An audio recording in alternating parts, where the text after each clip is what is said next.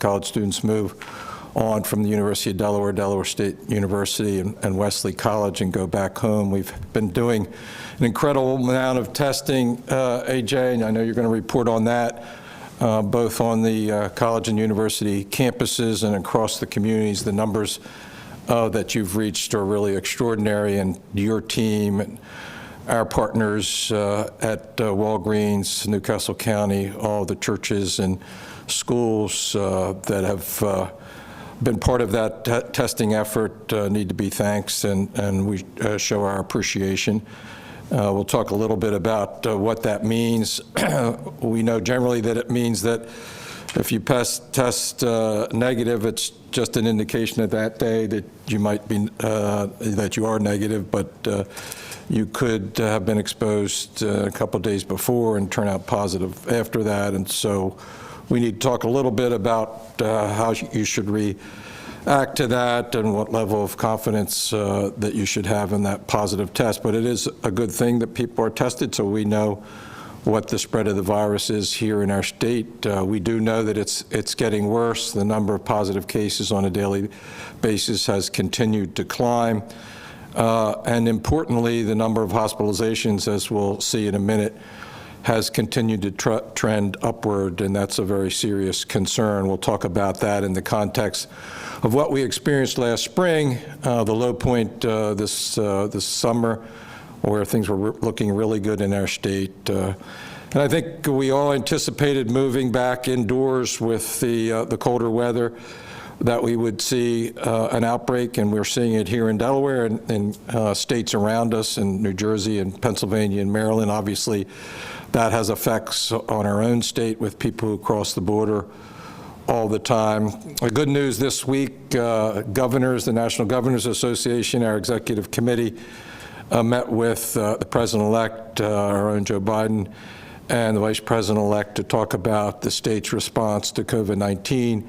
It's a very positive meeting. Those of us who know the President-elect know Joe as well as we do, and know that his focus is on making sure that he and his team are addressing this issue from a science-based perspective, that they're cognizant of the concerns of individuals and families at the kitchen table, and that he sees the states, the governors in particular, who've been on the field battling this virus since back in March, are a true partner with the federal government. The governors, Democrat and Republican, from governors, Republican governors Baker and Hogan, Baker in Massachusetts and Hogan in Maryland, to Democratic governors Cuomo and others. I was asked to join, obviously, as the President-elect's hometown governor. We're kind of unified in our message that what we needed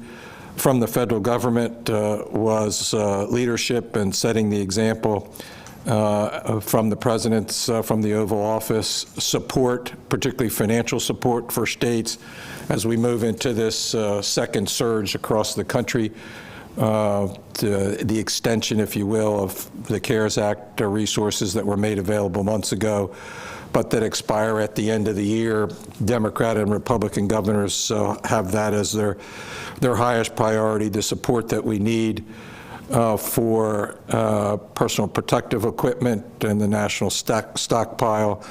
And we had a lot of discussion about the vaccine. There are now 3 vaccines that are nearing final approval, 2 that are coming down the home stretch. Dr. Rattay will talk a little bit about that. That's really good news. There's light at the end of the tunnel.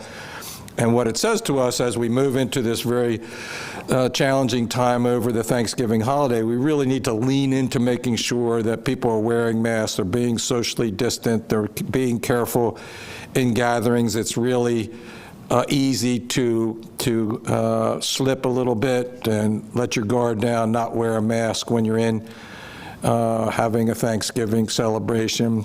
But we're advising push off that celebration with multiple households. If you're there with your immediate household and family, that's the best way to prevent the spread, as opposed to bringing in cousins and the young people who are away working in other states or in college, that type of thing. And for me, it's really an exercise in protecting my 89-year-old mother, who's very healthy, by the way, but certainly at risk. And we're creating a Thanksgiving celebration that will help hopefully keep people separate and protect my grandmother and my mother. We all ought to think about that as you move into your plans. We do know, and we'll talk about it, that Delawareans are not traveling out of state, but that may mean that they're traveling to friends and relatives here in Delaware, and the risks that they're involved with all of that. So the watchword for us is we've got help on the way. In terms of our president-elect, we've got help on the way. In terms of the vaccine, it's really just the expectation, Dr. Rote will run through some of that, is that some of those vaccines will arrive here in Delaware early in December, within 24 hours of the final approval, as we heard on the White House task force call this past week. So some good news, some concerning messages. You know, our restrictions that went into effect yesterday, tightening restrictions as we moved into the Thanksgiving holiday, are really meant to try to prevent continuing spread of the virus here in our state. And we're seeing it in every demographic and every really corner of our state. And so everybody needs to be very cautious about what they're doing. So let's go to the slides. Let's go to the dashboard.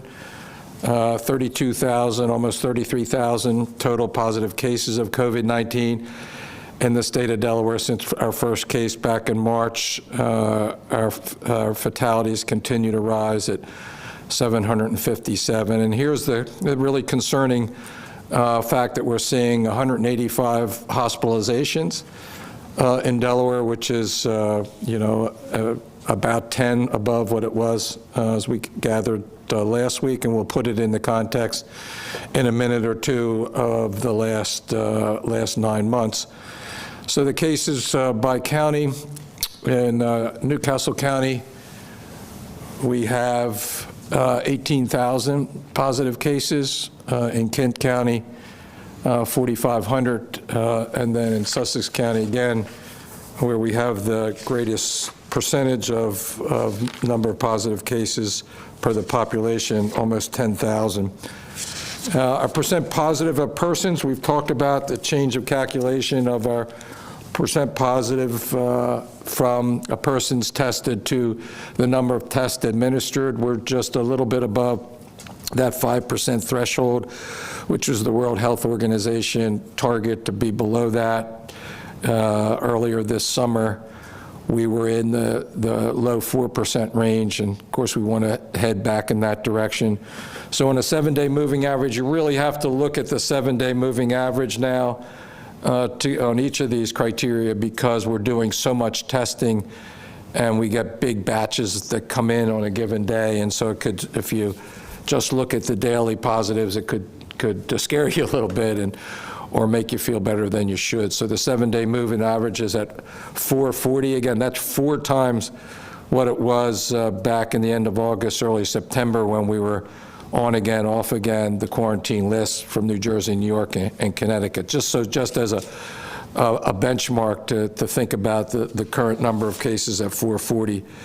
The total number of tests that we've done and the number of tests administered, you can see we've done almost 700,000 total tests administered to 406,000 Delawareans. So many people have been tested more than once. I just was tested over the weekend for, I guess, the 4th or 5th time with my sons coming back home, and they got tested as well. And then we'll talk a little bit about the comfort level or not that gives you when you gather with friends and family. You should not let your guard down, even though you test positive one day for lots of different reasons. All the demographic groups are spiking up, as you can see, led by the young adult crowd, 18 to 34-year-olds, still at the highest infection rate there.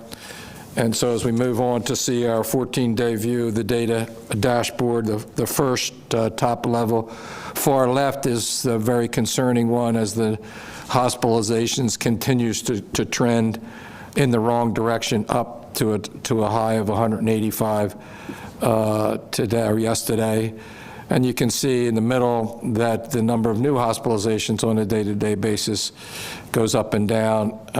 Not too instructive, although it will show you a little bit of a trend as the new hospitalizations occur that way. New positive cases there on the far right, again, continuing to rise in the 400 to 500 range. The percentage of persons who are tested positive at a 7-day moving average around 14%, and then the percentage of the tests that are positive, the bottom row, middle, is just ticking around above and below 5%. The next graph just shows you the peak back in March, April. So here's the 90-day view, and you can see very clearly from our low levels of hospitalizations and new hospital admissions, new positive cases, percent positive of persons tested positive, and to a lesser extent, the tests that are positive. You can see that increase in all of those when you look back over 90 days. We want to peak now and start heading in the right direction, and the way to do that is to avoid coming in contact, increasing the probability of catching the virus by limiting the number of contacts you have with people who may be positive. On the data dashboard for protective equipment, all the vessels are filled, as you could see, so we must have gotten those gloves in a couple weeks back. So we talked about hospitalizations. Just a reminder there, first of all, that number is as high as it's been in months at 185, higher than it's been since the peak at 337, and it's a lagging indicator. So people get infected, then they get sick. Those infections show up in higher case numbers, then they get sick, and then they need to be sent to the hospital, and they show up sometime after they've tested positive or come down with the virus in the hospital, and ultimately possibly in the critical care unit or in the need of a ventilator.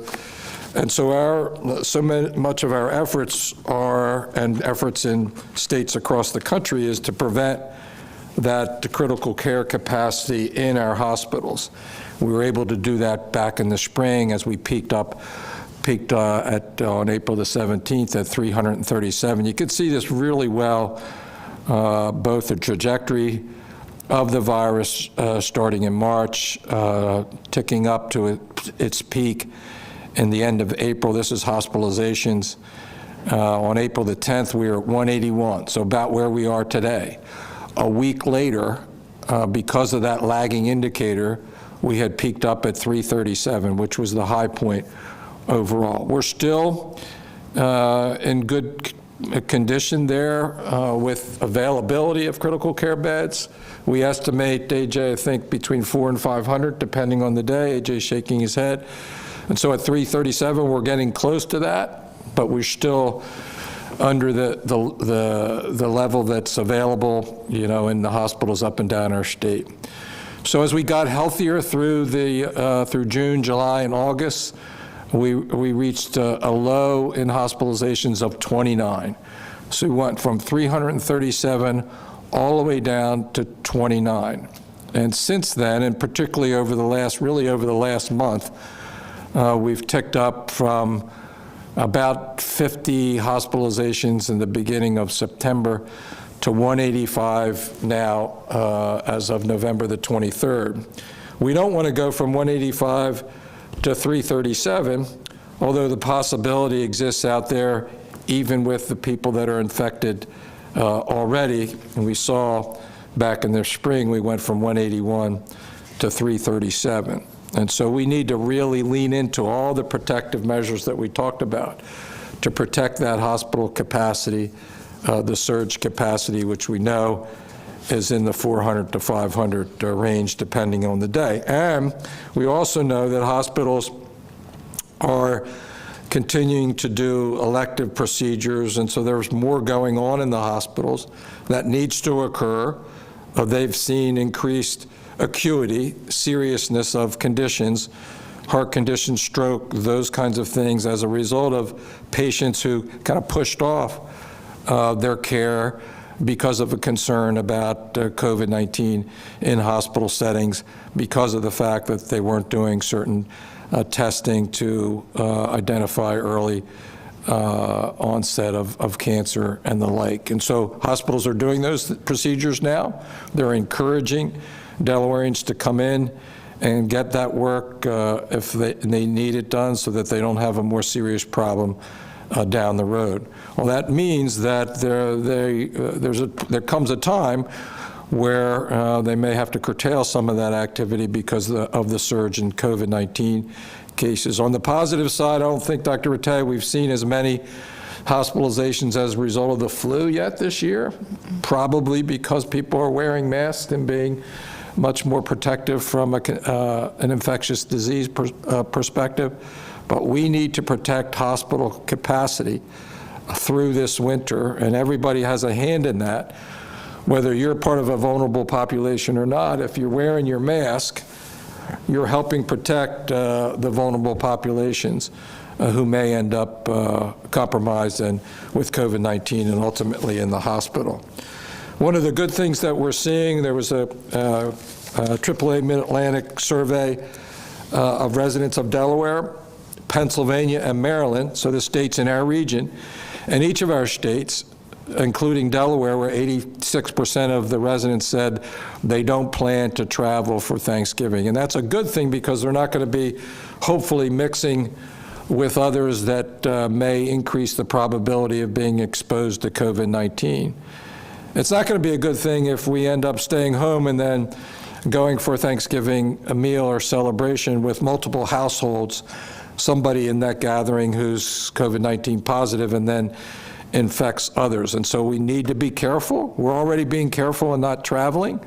And the numbers were similar in Maryland and Pennsylvania, meaning in our region, people are kind of staying at home, being careful, seeing the increase in positive cases in all of our states, and knowing that we've got help on the way, light at the end of the tunnel with the vaccine coming.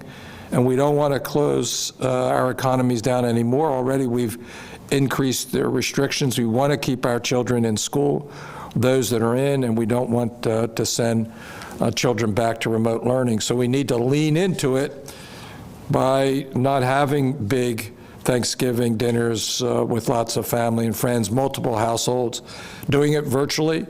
And everybody decide they're going to prepare a particular part of the menu and then send it around and visit via Zoom, or not be in person. And certainly when you're there, be outside if you can. I looked at the weather forecast, supposed to be maybe a little rain, but not too cold. So opportunities to help. So we need everybody to pitch in. We know that the Thanksgiving, particularly the Friday after Thanksgiving, tends to be a big day for bars and restaurants for young people in our state. We have increased restrictions on bars and restaurants, only 2 people sitting at the bar, 30% capacity in restaurants compared to 60% a week and more past, mask, seating distances. But we're going to have zero tolerance for establishments that are out of compliance. I've been advised that Pennsylvania is closing down those venues, which means that there may be other people coming to our state for this kind of activity. Don't come to Delaware. That's our message to those in Pennsylvania who can't go to restaurants and bars in their state don't come to Delaware to drink. We always have increased DUI patrols in our state over the holidays. They will be there again this weekend, particularly in the border area around Pennsylvania and throughout the state as they normally do. So the message is for your Thanksgiving holidays is enjoy the time off, enjoy your interaction with family, keep your gatherings small, limit the number of households, wear a mask, keep your distance, have virtual get-togethers when possible, and give thanks for all our blessings, including the fact that we have a vaccine coming, that there's help on the way, that our own Joe Biden will be the next president of the United States and will be a great partner for all of us governors in every state across the country, Democrat and Republican, as we continue to address COVID-19. One other piece of good news before turning it over to Dr. Rattay. We have been doing a lot of work with the CARES Act relief and support, and we have decided to use $45 million of CARES Act funding to support our institutions of higher education here in Delaware. We've been talking about that for several weeks now. They've lost considerable revenue as students were not on campus. Their enrollments were down. And so this will give them, these resources will go to the effects of COVID-19, have to be used for those purposes and have to be spent by the end of the year. I understand that congratulations are appropriate for our own Dr. Rattay, who was awarded the Medical Society of Delaware's President's Award recently. We couldn't have a better recipient this year at a time of COVID-19 pandemic. You've heard me say before that when I was first elected lieutenant governor, I asked the new director of the Division of Public Health what her biggest concern was. And she said that her biggest concern was the return of a flu pandemic. Well, we haven't had a flu pandemic, but we certainly have had a pandemic. And it's obviously a big concern, and Dr. Rattay has led us all through this with a steady hand, always being thoughtful, notwithstanding the pressure coming from other sector, and certainly deserves to be recognized with the Medical Society of Delaware's President's Award. If I had a big trophy, I'd hand it to her right now, but since we're under COVID-19 restrictions, we can't do that, at least not without appropriate social distancing and a mask on. Dr. Rattay, congratulations, and we're interested in hearing what you have to say as we move into this all-important Thanksgiving holiday weekend. Thank you so much, Governor. I wanted to begin today with sharing some sobering thoughts that I had earlier this morning. I was looking at our data, and I looked back over the past month and realized that we have lost 52 Delawareans just in the last month. And several times in the last week, I've heard people continue to compare this pandemic to the flu and the mortality rate to the flu. Well, the worst flu season that we've had on recorded season in recorded history here, we had 36 deaths in the entire season. And as you saw today, we have, I think it's 757 deaths in Delaware, but 52 in the last month. And as we know, it's a lagging indicator, and we've seen our cases increase so dramatically in the last 2 weeks. Unfortunately, we have every reason to believe that that number is going to go up. And so we know that this pandemic is a nuisance to most people. It's having impacts on us in many ways. But I also want to remind people that the impact of this is tragic in the loss of lives of so many in our state. As you can tell, I spend a lot of time with our data, and as I was a couple days ago looking at how the past week went, using the same methods that I've been using for the last couple of months, our entire state, except for one zip code, would have been highlighted in blue when we look at our areas of concern this week. So really, the entire state of Delaware has increased our case rates and our positivity to the degree where we would consider pretty much every zip code an area of concern at this point. So I wanted us, though, to continue to be able to look at the areas where we do have even higher levels of concern. And so I did change the thresholds, and these are now the zip codes that are highlighted as even more significant areas of concern in our state. So we have seen about a 40% increase in cases in Newcastle County this past week. So that's the county where we have the highest increases. Wilmington, Newcastle, Bear, Middletown, and the Newark area, as well as Claymont, all are showing higher levels of spread. Also in Kent County, we have Hartley, and then downstate, Milford, Lincoln, Ellendale, Bridgeville, Laurel, and Delmar have the highest case rates and percent positivity. So again, these are the areas where we're seeing more spread, but really the spread is throughout the state. So there's no area in our state right now where we can say we aren't concerned. So I'm going to do a very quick testing update because I wanted to touch on a couple of things. One is clearly we've seen an significant increase in testing over the last month. AJ has a great slide that he's going to share, but in the last week, we've had between 2,000 and 11,000 tests done daily. On November 18th, we had over 11,000 tests done, so a tremendous amount of testing done. I want to give AJ an enormous shout out.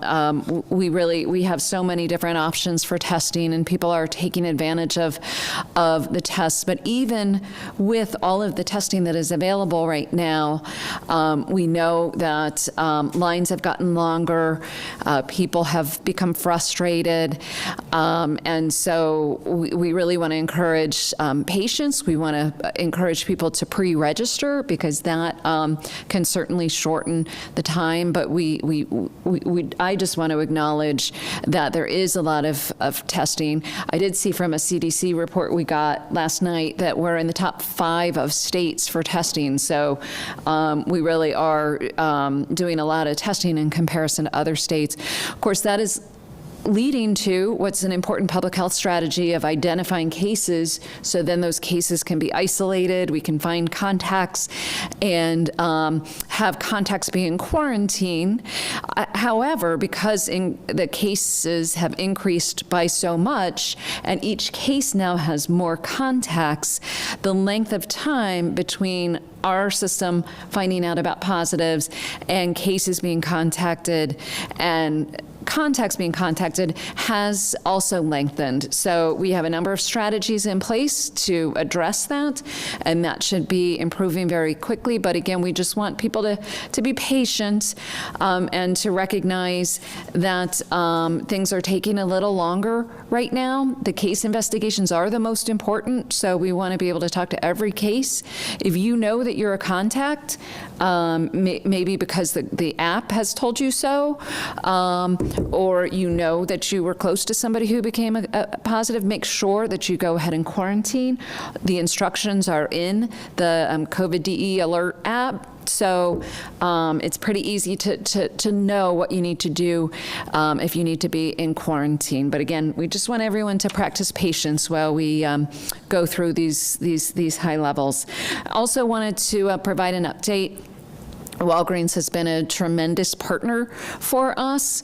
All the increase in testing has made their normal operations a bit more challenging. So as of this Friday, November 27th, they're going to transition to a registration-based system only. They'll be able to test about 45 per site per day, but they're also adding in December 1st, 5 new sites, so Del Mar, Georgetown, Harrington, Bethany Beach, and a second Middletown site, which has been the busiest to date. And then we're also discussing adding more sites in mid-December. So just keep that in mind if you want to do Walgreens testing. Make sure you get a reservation ahead of time. I want to transition a little to talk about our young adults. It's wonderful to have young adults, college students come back home, but as you've heard us talk about, this is the age group and where we see the most spread of COVID right now. I'm really grateful to a lot of our young adults, especially our college students who have gotten tested in the last week. But we want to make sure folks know that testing isn't a hall pass to do whatever you want to. And so it's really very important that even if you tested negative on one particular day, that you continue to act as though you might be positive, and make sure you follow all the basic precautions of wearing a face covering if you're with anybody outside of what has been in your household for the last few months. So if you're coming home and you're going to be around your parents or your siblings, you should be wearing a face covering for a couple of weeks and social distance. Make sure you also social distance from those at increased risk. And as much as you may want to give grandma or grandpa a hug, now is not the time. So make sure that you keep your distance. Please avoid going out and hanging out not social distanced, not wearing a mask with high school friends and others. Again, please be as careful as you possibly can. And also consider getting tested again about 5 days or so after your arrival home. For those who are identified as contacts, meaning if somebody becomes positive and you have been in contact with them and you need to quarantine, we do want to remind people that quarantine means you really are to stay home and stay away from others, even within your home, for 14 days, regardless of negative tests. So a lot of people are believing that if you're told you're a contact, you can just go get tested, and if it's a negative, you're good to go.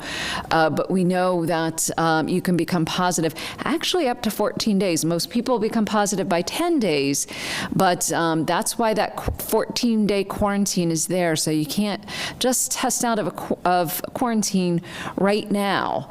That could change, but there are exceptions. A limited exception is for critical infrastructure workers, like healthcare workers, to preserve the function of the workplace. So as long-term care facilities, hospitals, et cetera, are surging and are struggling with the workforce, they are able, with precautions in place, to have asymptomatic contacts come back to work. But this option should be used as a last resort only in limited circumstances, such as when the operations of a facility or inability to operate a facility could cause serious harm or danger to public health or safety. So it can't be used in a blanket way just to give people a hall pass.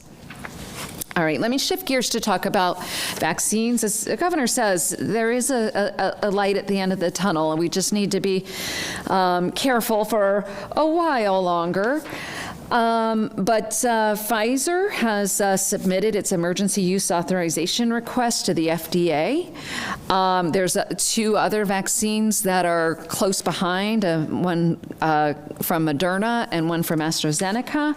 The Pfizer one and the Moderna one have already shown over 90% effectiveness with minimal serious side effects, or minimal side effects. So sore arms, low-grade fever, nausea, and body body aches, which are not uncommon with vaccines, are what has been seen so far.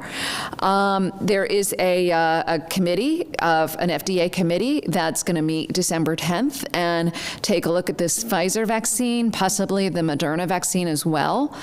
They may approve it that day, and it is possible then that it may arrive in Delaware between December 11th and 14th. So that's the soonest that we will get any vaccine.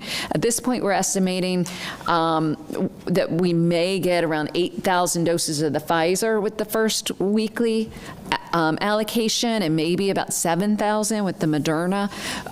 We don't know this for sure, but the point there is it's going to be a small amount to start with. And so there are a couple committees. One that is a CDC committee called ACIP that has been now for months looking at, what's the best way to maximize the benefits and minimize any harm from these vaccine and prioritize who gets it first. We also have a state ethics group that also met yesterday, and there's clearly consensus in our group as well as ACIP that the first group that should be getting the vaccine are those frontline health care workers that are providing care for COVID patients. That could be in a long-term care facility, that could be in a hospital, and we're working on those fronts. And we will be ready for when this vaccine gets to us. But healthcare workers, not just doctors and nurses, but other individuals who work in healthcare setting and are in contact with COVID patients or possible COVID patients are on the front line for getting the vaccine. Those in first responders, especially EMS, who are providing healthcare services to possible or probable COVID patients are also at the top of the line there. So that is good that we're getting to this point where we have more information to help us with our planning. Our team had a call with CDC and HHS last week where they described DPH in Delaware as ahead of the curve in planning.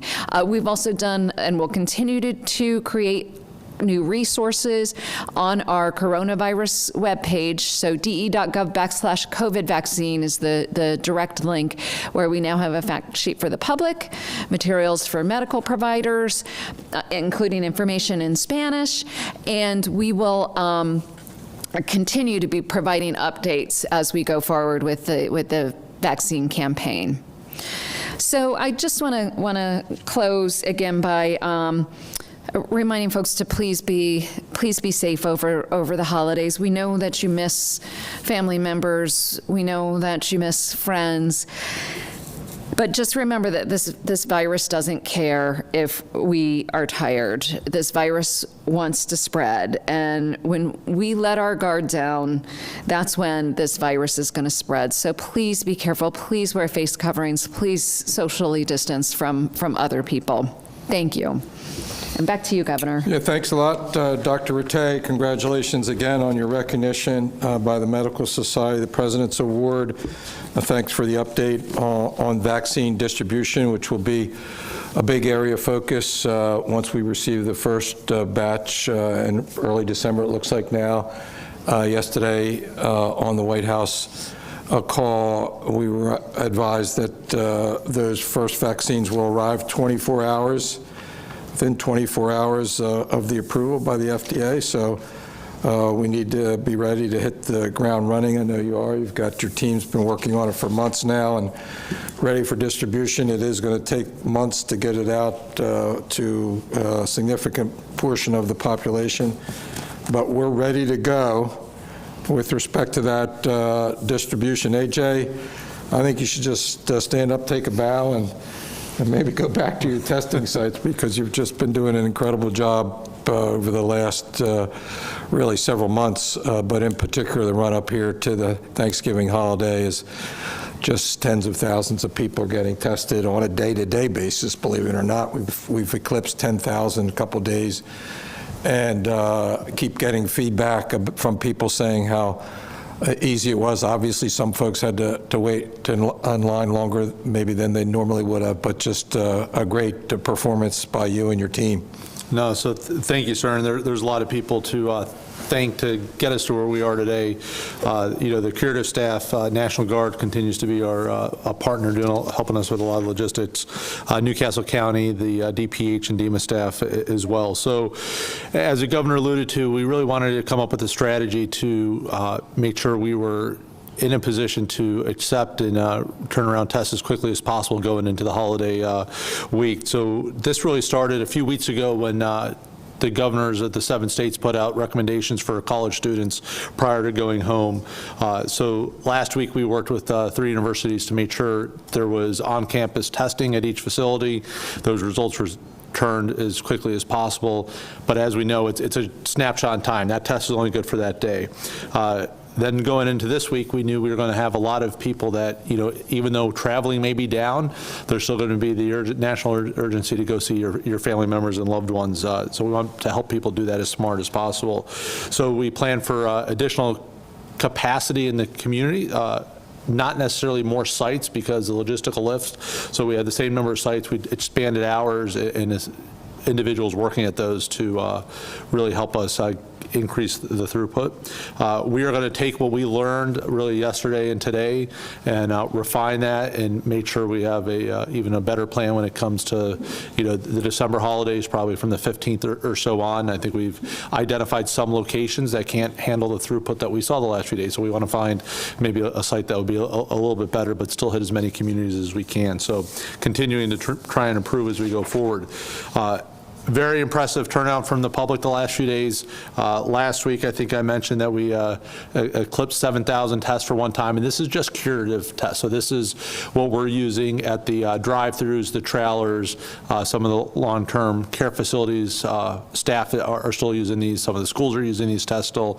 So 7,000 was just a wow moment last week, and then yesterday we blew it out of the water at 13,000, and before the press conference today we were above 6,000, and we have sites that are open till 8 o'clock tonight, so still another 4 hours. So AJ, on a normal day, what would the number be above that amount? So I would, we are double what we were doing last week almost, and 2.5 times what we were doing 2 weeks ago when we were, if you remember I think it was late October, early November, we were stressing people. We had capacity at the sites. We didn't think we were getting enough people to get tested. We were hovering right around that 80,000 number, kind of saw the 100,000 months kind of peak off a little bit. So people responded, and now I think it's going in overdrive as we're going into the holidays as well. The negative, the only negative here is the response time to get tests back. So, Curative is working with us very closely to make sure the turnaround time is as quick as possible. They have couriers at the larger sites so for example, we were at some Deltec campuses last night. At 8 o'clock, they have a courier there ready to take those tests from there right down to the lab in DC to get the quickest turnaround time as possible. We were about 20 hours last week, so 20 hours on average from the time the specimens collected to the time the results are released. This week, from about Friday on, we're closer to the 28 to 30 hour period of time. I'm expecting that to increase a little bit more, but hopefully we're going to keep that under the 48 hour period with all indications right now. Some people that took their test yesterday, I checked before you came down here, about 300 of them already have the results back. So it's just a constant turn that they're working with the lab, and they've really been a great partner and have been very receptive to us increasing our capacity. When we met with them back in May, we wanted to do about 2,000 to 3,000 tests a day. Then we moved to June and July, got that 80,000 number, wanted to increase it a little bit more. So when we dropped off 13,000 tests yesterday, they didn't kind of say no. They just said, hey, let's work with you to make sure we increase the logistics where we can. So definitely one of many success stories I think we've had throughout this. We ask for people's patience. There are lines. We don't want to turn people away. We will have to draw that line in the sand because we do have to get the tests to the lab, but be patient, register when you can. We understand a lot of the sites are full. We still are going to accommodate walk-ups as much as possible. But we also have to make sure we get those tests to the lab. So Dr. Tate talked about some of the testing changes. that are coming up. I think Walgreens, we have seen a lot of traffic there. That's that Monday through Sunday type of event where you could go get tested. I think that appointment only thing is going to help us with that. Thanks to our partners at DelDOT and State Police and some other law enforcement agencies to help us with the traffic control last week or so. We have the new sites coming on next Tuesday right after the holiday. We're going to bring another curative trailer into the state that will be here as well, probably the first full week of December. So that'll be another location that we have access 5 to 6 times a week. At-home testings, we didn't talk about this last week because we had an influx of requests. We have been able to clear out the queue, get those out to people. We're still seeing several thousand a week. We will be pushing this again. We kind of increased our capacity with Vault as well. So again, we're asking people to get tested after Thanksgiving as well, right? Your test yesterday doesn't get you, the get out free card till you get the vaccine. So go on, order this today. You'll have it maybe after the holiday. Take it next week and get your status. So a lot of different testing options out there. Check out the website, de.gov/gettested. Updating that as much as possible. There will be sites that are full and you can't register for. We do know the busy time is about between 11:30 a.m. and about 3 p.m., but book it outside of that, maybe a 20, 30-minute wait. So with that, I wish everybody a very happy Thanksgiving. I just, quick anecdotal note here. Best friend down in Chicago is in the ICU right now with COVID, 44 years old. So be smart this Thanksgiving because he won't be seeing his kids Thursday. Thank you very much, AJ. Thank you for your team. Really an impressive effort over the last really 3 months as we've ramped up over 100,000. Our goal was to get to 80,000 a month. I didn't think we were going to make that. But you've proven me wrong. Curative has really been incredible, has really easily to get through and drive through sites, just amazing community outreach and support at the pop-up testing sites, getting communities across our state so everybody has access. And important messaging in terms of what you can make of a negative test. It's only a point in time. It does give you an indication of where you are at that point in time, but it doesn't. If you've been exposed, a couple of days before, may not show up, and so you just need to protect yourself and your people around you. More importantly, those that you love, those that are elderly, those that are at risk. I try to think of everything in the context of protecting my 89-year-old mother, as I said earlier. And when you think about it in that context, you're certainly going to be a lot more cautious. You're going to think more about others around you. You're going to wear that mask indoors. You're going to wear that mask when you're coming in contact with others. And certainly everybody should be wearing masks when they're out in public, whether in the crowd or not. So know your COVID-19 status. Download our COVID Alert DE app. We're starting to still increase the number of people who voluntarily download the app. It'll let you know whether you've come in contact with somebody who tests positive, someone else who has voluntarily agreed to be part of the app for 15 minutes or less, and so, or more, I should say. And so you should avail yourself of this. It's a good tool to use. It's not perfect, but the more people that we get to use it, the better off we'll be. Don't forget about flu season and getting your flu shot. We want to reduce the possibility, the potential for additional hospitalizations as we move into flu season and the winter to make sure that we protect and preserve that hospital capacity. I'm going to ask if we can go back to the one slide that shows the hospital capacity going back to the spring, how quickly we went from where we are today, frankly, now to our peak in the spring of 337, and how dangerous that would be for us to do that now. So again, on April the 10th, we are at 181. Today, on November the 23rd, we are at 185. Back in the spring, when the spread was not as great as it is now. Now, we're doing a lot more testing now, so a little bit hard to compare. We went from 181 to 337 in a week, and then slowly declined to a low of 29. We're at 185 now, and next week, we don't want to end up at a 337 and really tax that hospital capacity, putting hospitals in a difficult situation with respect to decisions they have to make in terms of doing testing, elective procedures, protecting critical care for those most vulnerable populations. So those are the facts. That's where we were back in April. That's where we are today. We know we can impact that. Some of it we can't because people are infected already. It's a lagging indicator. We've talked about that. But we need to make sure that we're pushing down the infections from here on out so we don't make more people vulnerable to being hospitalized. So with that, again, we have some pre-submitted questions. We have media in the room. Invite you to come and answer any questions that you have. Thank you for being here. Thank you both. I know we spoke a lot about vaccines today, and you said that frontline healthcare workers will be the first to get it. But I'm curious, once we have more doses, a bigger supply in months from now, how would you envision an average person getting a vaccine? What will that process look like? Great question.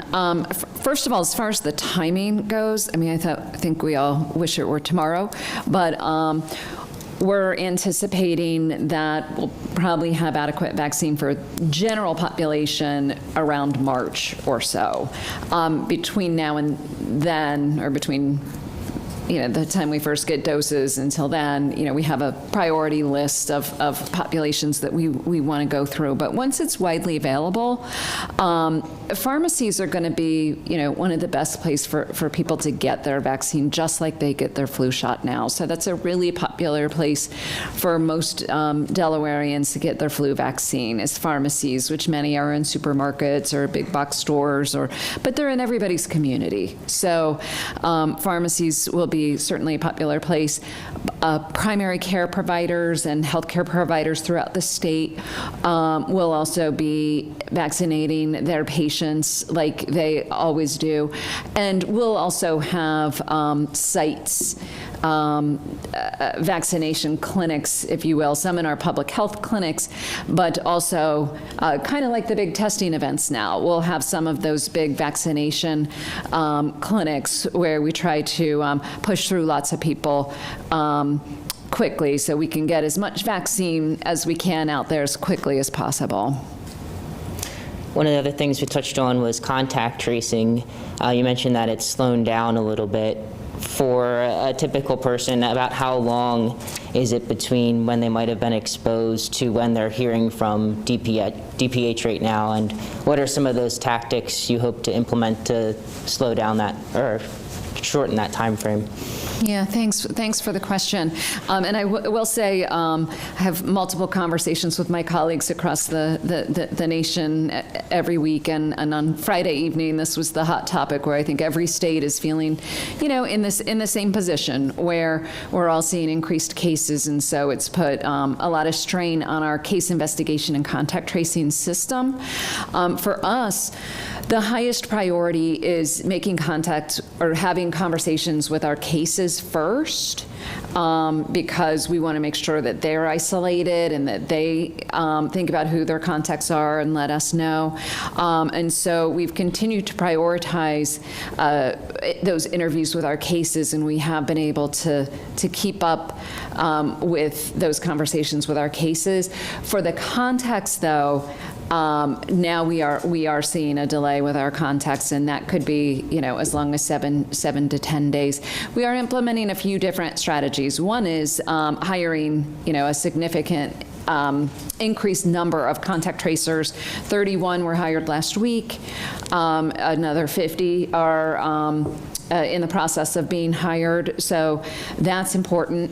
We're looking at very quickly skipping parts of the interviews, so making the interviews a lot shorter, but also looking at technology to do less calls and more outreach and contact through texting and emails once we've been able to connect with somebody. So through all of those approaches, we think we're going to be able to catch up pretty quickly, but yeah, it's definitely put some strain on the system. About how many contact tracers would that put you at with the new additions? I will have to get back to you. If I were to make a guess, I'd say we were around 150, so that would put us around, we're now around 180, and another 50 would be around 230, but I want to ask my team to confirm that. Sure. And for the governor or for Dr. Rattay, you rely on those case investigations in making some of your decisions as a regard to restrictions, because you said that you're seeing spread happen in private gatherings and restaurants. If you don't get to those conversations, is that a concern for you? Because that has been what you based the most recent restrictions off of. It is a concern. We need to see a flattening of the curve, to use the term, in order to kind of go back and gradually reopen. We'll think about that a little differently than we did in the spring, where we followed the advice of CDC and the White House Task Force. We expect we'll get further advice. Every state is in a similar situation, more states, frankly, I think, than we're in the situation back in April, early May. And so we'll assess whether or not the restrictions that we have imposed are working or not. What we're hearing from the contact tracers, we keep track of percent positive, we keep track of new positive cases on a day-to-day basis, and so we need to see improvements occurring, and always trying to balance the cost of restrictions with the return on that, right? Because we've got to strike a balance. I mentioned the call with the president-elect and the national governors. That was a big focus with respect to financial support. We had significant federal financial support to help small businesses get through the last peak. Now we need additional resources to get through this surge. With winter sports coming up for high schools, do you think they'll be able to happen safely, given that most of them are indoor activities? Is there any concern with them not being able to get through? Yeah, I'll turn this over to Dr. Rattay. I would just say I have big concerns about that, and it's mainly because we know that indoor activities are just so much riskier than outdoor activities. Yeah, we are having discussions around this. I will say with DIAA and the high school sports, I think it's gone very smoothly this fall, and I'm really impressed with how the schools have been able to handle really implementation of the guidance, and mask wearing for these athletes is nothing. They just have done it without any complaints and have done it well. But indoor sports, especially wrestling and basketball, are such close contact that there's multiple risks there that we don't have with these outdoor sports right now. And so we are thinking about it, and we're trying to best understand the risks and how, if they go forward, how we can best mitigate the risks. And I'd just like to comment on the problem, right? Because I agree with Dr. Rattay with respect to the fall sports, particularly the competition itself. The athletes have adjusted. Who hasn't adjusted is fans, spectators, and off-the-field activities. On-the-field activity it seems fine. I've been to a couple football games, myself, but spectators, fans, activity along the bench. I've seen a lot of coaches that had to go make sure the players were separate, and it's the same in the outside of an athletic competition, right? In structured environments, in our schools, teachers and staff are in pretty good shape in schools. It's those environments outside of the schools, the coming and going, the informal thing in individuals' homes. And that's why it's so concerning now as we move into the Thanksgiving holiday, where everybody's moving indoor for indoor celebrations, and we know the risk associated with that. And so we think, with respect to all our restrictions, are we creating unintended consequences when we push people into those informal social environments? But that'll be a big question as we look at winter sports. And just my last question for you on contact tracing, going back to that, is there an estimated distance between the time that someone's infected and you get to their contacts or you investigate them for it to be an effective mitigation tool? Is there a point where it no longer really helps you to get to them when it's a week or 10 days after? Yeah, absolutely. I mean, the incubation period is 14 days. So if somebody's been exposed on, one day and they haven't been contacted by 14 days, there's little value in contacting them at that point unless, any of their contacts might be symptomatic. Yeah, exactly. So, the sooner you can get to a case and the sooner you can get to a contact, the better. Gotcha. Thank you both. Thank you very much. Thanks for coming. We have some pre-submitted questions. First question is from Laura Walter at Coastal Point. A number of holiday parades were approved before you tightened the rules on public gatherings a week ago. Is the health department going to reevaluate the permits that were issued, and could any be revoked or modified?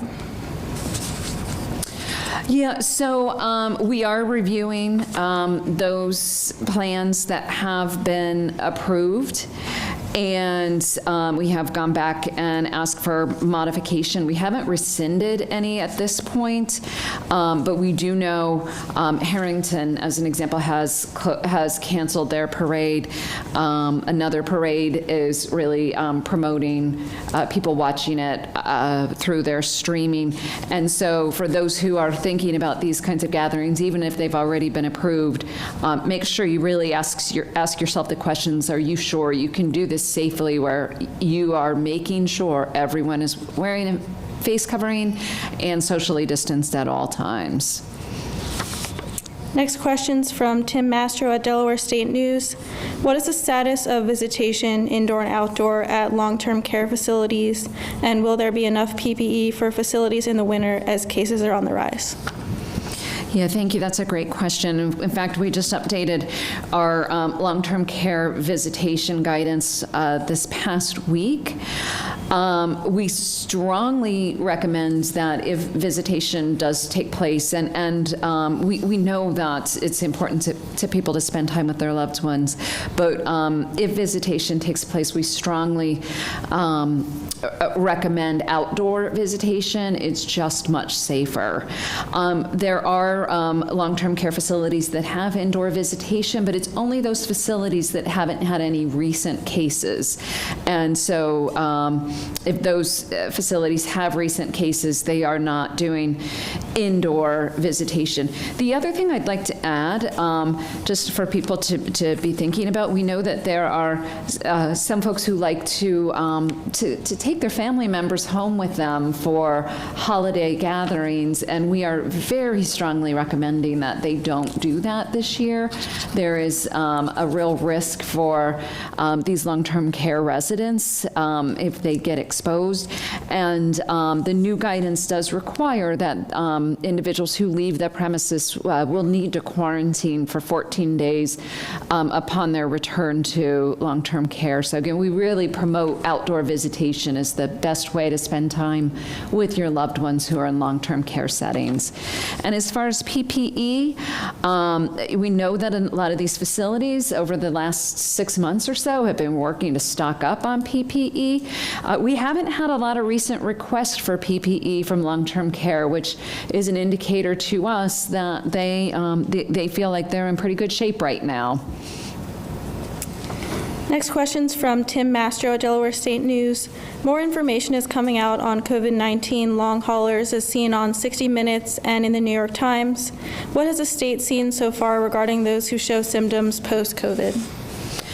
Yeah, so we do know of some individuals who have had longer-term complications of COVID, and I think that that's a real stark reminder for everyone that this isn't just like a flu or many other viruses that come and go, that we really don't know the long-term consequences, and it's really something to be concerned about, that there may be long-term effects on individuals. So that's another really important reason why we all need to do whatever we can to prevent ourselves from getting ill. I'll add one more point in there from a recent study that I saw, that it's young adults seem to be pretty susceptible to becoming long haulers. And so, again, that's a group that often, feels like this virus isn't going to impact them, but that is certainly an age group that's suffering from longer-term complications. Next question is from Doug Rainey at Delaware Business Now. Did you consider more restrictive measures other than the 30% occupancy limit for restaurants, such as 10 p.m. closing or closing taverns early on Thanksgiving, which is one of the busiest nights of the year? Yeah, we did. We know that the days before and after Thanksgiving are among the busiest, particularly at bars for the young adult crowd, students coming back from college, seeing and meeting old high school friends for a few beers and the like. And we did think about further restrictions, but again, concerned about unintended consequences and pushing people into social environments outside of a bar or restaurant in a private home with the same kind of activity, but without mask wearing and that type of thing. And also, we're constantly looking at striking the right balance between closing sectors of the economy down and allowing activity that can be done and be done safely. It's a judgment call for sure. In answer to an earlier question, we talked about looking at whether or not the restrictions that are currently in place at 30% and the limitations at the bar are going to be effective. Other states around us have tighter restrictions. We'll take a look at that and see what works. And it really is a message to everyone, business owners and patrons, that you got to follow the rules and make sure you're careful so that you don't force our hand to force us to do things that are even tighter restrictions than currently in place. But yeah, we try to balance out the equities there and the costs associated with the benefits that you get from the further restrictions. All right, we have time for two more questions. The next one's from Amy Cherry at WDEL. Last week, we broke a record for the most cases in a single day since the start of the pandemic. Yet we are not under a stay-at-home order. Is that because we do not have a second federal stimulus package? Yeah, I mean, I've been saying for weeks now that with an additional surge that we expected might come in the fall, that the tools that we had to try to control the spread would be more limited. A complete shutdown obviously has really significant economic and cost consequences, yes. We did have, not originally, not when we moved into the shutdown, but later we had the federal support and the CARES Act funding, which was a big thing for small businesses. We have resources left that we just made available to bars and restaurants, those adversely affected by the new restrictions, and that should help a little bit as they try to weather this current storm.